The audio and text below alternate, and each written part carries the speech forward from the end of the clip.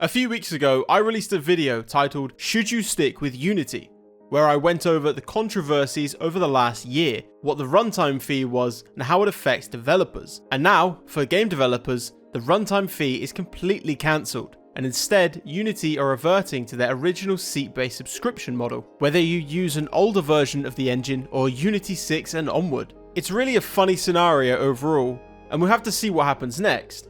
But for now, what are those changes? In a statement put out by CEO Matt Bromberg titled "A Message to Our Community," Unity is cancelling the runtime fee. He lays out the changes being made and why Unity felt the need to do so. The Unity personal license is still free, and the earnings limit will be changing to $200,000 from the current $100,000, and the splash screen is also still an optional feature for Unity 6 users with personal, so you no longer have to pay to remove it. The Unity Pro and Enterprise licenses are seeing a significant price increase, however. Unity Pro currently costs $2,040 per seat per year, and is raising to $2,200 per seat. This is about an 8% increase, and again affects developers making over $200,000 in revenue or funding.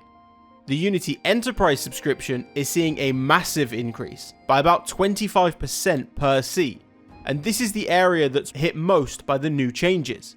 But this makes a fair bit of sense to me. To be in the Enterprise tier, the company's revenue and funding must be over $25 million, meaning these are the companies that are profiting the most off of Unity. Therefore, they pay more, and it seems Unity are trying to find the right balance in how much they charge each tier of customer.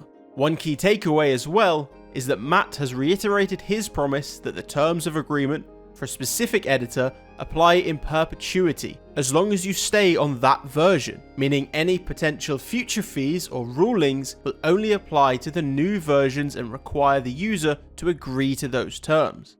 This seems simple and obvious, but it's a really good sign from the CEO, just to have it in writing and be reassured that this is the case, as these kinds of changes can heavily impact people's livelihoods. Just look at what happened last year. He signs off the letter with a promise to improve game development for everyone, while also being better partners.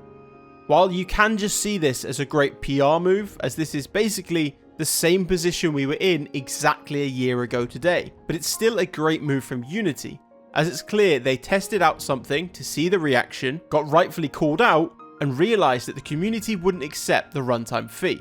And over the last year, they've made changes to their structure, including the new CEO, like I previously mentioned, to try to rebuild that lost relationship. Hopefully, this is the beginning of a new chapter in Unity's lifetime, and the release of Unity 6 later this year can hopefully be the new beginning that they are after, and they can provide the best tools for game developers of all levels to create great things. As was the outcome of the previous video, I am still using Unity and still enjoying the tools that it offers and what it allows me to do. But I appreciate anyone's decision to leave it for another engine, because like I said, it's people's hobbies, jobs, passions, livelihoods, and that's just something that no company should have that much power over. This was a nice little update from Unity, and it'd be interesting to hear other people's opinions on it, so let me know down in the comments below. I'm going to get back to working on my game ZCab, and I'll see you in the next one. Cheers.